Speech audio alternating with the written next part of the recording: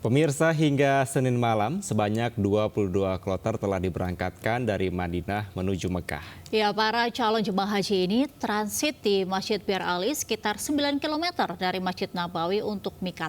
Dan berikut laporan Suhud Nur Fadli dari Madinah, Arab Saudi. Pemirsa, saat ini saya sedang berada di kantor urusan haji Indonesia daerah kerja Madinah.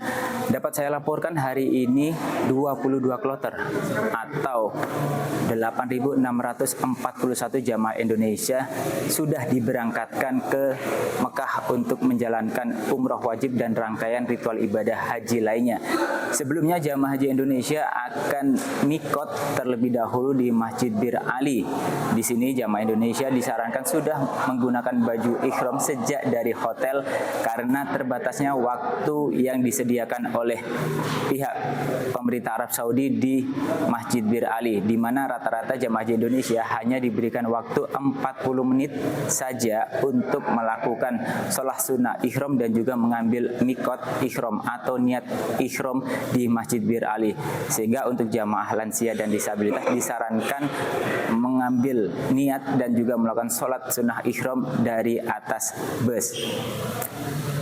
Selanjutnya jamaah haji Indonesia setelah mengambil mikot di Bir Ali akan melakukan perjalanan sekira 4 sampai dengan 5 jam menuju kota Mekah. Nantinya di kota Mekah jamaah haji Indonesia akan tinggal di 170 hotel yang tersebar di 5 wilayah yang berada di sekitar Masjidil Haram. Adapun sebelumnya pada Senin kemarin tercatat 8 kloter jamaah haji Indonesia sudah tiba di kota Mekah Al-Mukarramah. Dapat saya laporkan juga pemirsa bahwasanya hari ini tercatat ada 178 kloter dengan lebih dari 69.000 jamaah Indonesia yang tiba di Bandara Amir Muhammad bin Abdul Aziz di kota Madinah. Adapun rencananya kedatangan gelombang pertama jamaah haji Indonesia di Bandara Ama ini akan berlangsung sampai nanti pada tanggal 23 Mei mendatang.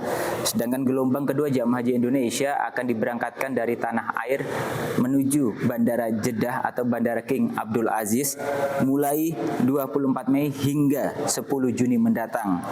Sebanyak 325 kloter.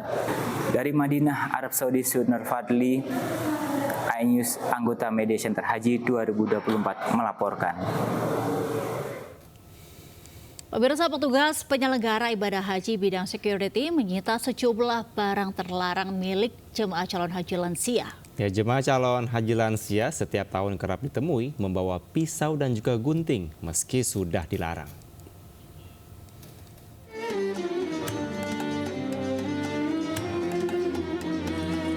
Petugas penyelenggara ibadah haji bidang security melakukan pemeriksaan barang milik jemaah calon haji yang akan memasuki aula Madinatul Hujjaj, Asrama Haji Embarkasi Medan, Sumatera Utara. Kali ini petugas Embarkasi Medan menyita sejumlah benda tajam seperti gunting dan pisau atau cutter milik jemaah calon haji yang ditemukan saat pengecekan sebelum berangkat ke Tanah Suci. Sejauh ini petugas penyelenggara ibadah haji telah mengimbau calon jemaah haji untuk tidak membawa benda-benda yang dilarang saat naik pesawat untuk keselamatan penerbangan.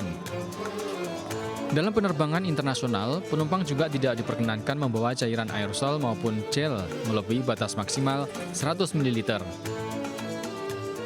Hal-hal yang sering kita temui di sini yaitu jemaah-jemaah umroh yang pada umumnya lansia itu mereka ada yang membawa terkait dengan pisau cutter ataupun gunting, jadi ataupun cairan-cairan lainnya itu memang sesuai dengan aturan harus ada di sini gitu Pak.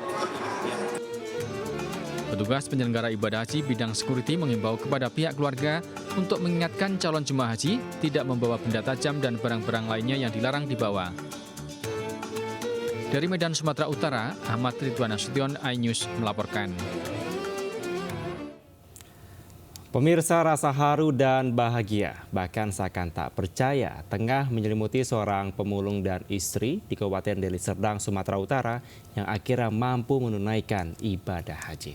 Ya, angan-angan menjalankan rukun Islam kelima ini telah diupayakan dengan menabung selama 28 tahun.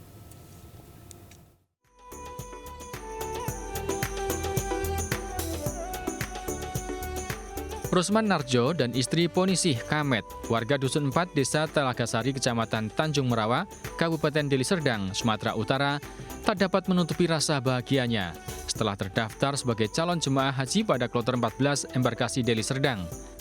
Pasangan suami istri ini tak menyangka mereka bisa berangkat haji dari hasil memulung.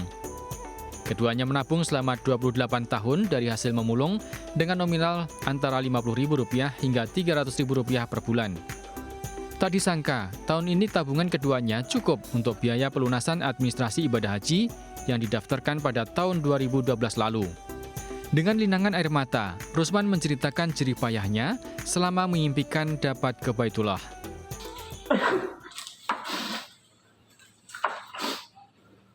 Menurut kita nggak mungkin, Pak. Tapi kalau Allah Ta'ala berkehendak, apa yang nggak mungkin? Itulah prinsip saya, Pak. Alhamdulillah, karena kita niat ikhlas mau beribadah, itu tabungan itu lancar dan harga dari hasil mulung itu agak mendingan gitu. Harganya agak lumayan lah gitu kan. Jadi kita tabung. Ya nominalnya itu nggak tentu. Kadang 500, kadang bisa 1 juta per bulan. Ketulusan dan berserah diri pada Allah menjadi kunci keberhasilan Rusman yang bekerja sebagai pemulung ini mampu menjalankan ibadah haji bersama istri. Dengan sabar, Rusman berkeliling kampung untuk memungut botol-botol plastik sejak tahun 1996 untuk selanjutnya dijual ke pengepul. Perjuangan Rusman pun terbayarkan dengan keberangkatannya ke Tanah Suci tanggal 27 Mei 2024 mendatang. Dari Deli Serdang, Sumatera Utara, Amiruddin, iNews melaporkan. Kita beralih ke informasi lainnya. Kevin dan juga pemirsa, ide kreatif dan inovatif dilakukan sekelompok ibu-ibu di Boyolali, Jawa Tengah. Ya, benar sekali Angel dan pemirsa, ini dengan memanfaatkan bunga, daun tanaman yang tumbuh di pekarangan, serta pewarna alami. Mereka mampu menciptakan kain bermotif ekoprint yang cantik dan juga indah.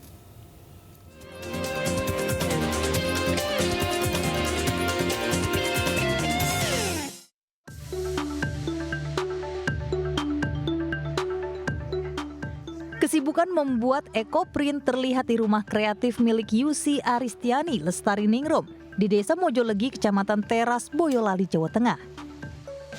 Daun atau bunga yang digunakan diperoleh dari lingkungan.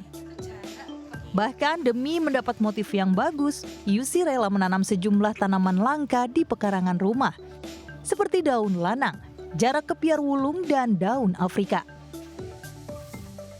Dibantu anak-anak serta ibu-ibu sekitar, Yusi mengawali membuat ekoprint dengan menata berbagai macam daun dan bunga di atas lembaran kain yang telah diberi warna menggunakan bahan alami.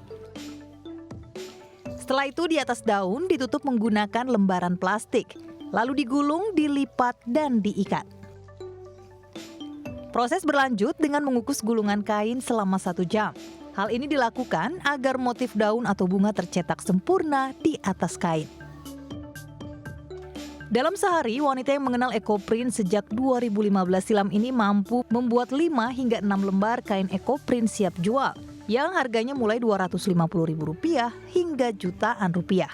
Tergantung jenis kain yang digunakan dan tingkat kerumitan motif ekoprint. Melalui media sosial, produk kain ekoprintnya sudah dipasarkan ke berbagai daerah di Indonesia. Ekoprint itu sebenarnya tidak sulit, tetapi selalu menantang karena kita bermain dengan zat warna alam yang tidak stabil. Kadangkala daun di musim penghujan dan daun di musim pengering hasilnya akan berbeda. Tetapi bagaimana dengan tantangan itu kita bisa terus menghasilkan satu karya yang tentunya harus stabil, harus tetap. Yusi pun mengajak para pecinta ekoprint di Boyolali untuk berkolaborasi membuat gerakan cinta produk eco-friendly fashion. Dari Boyolali, Jawa Tengah, Tata Rahmanta, iNews melaporkan.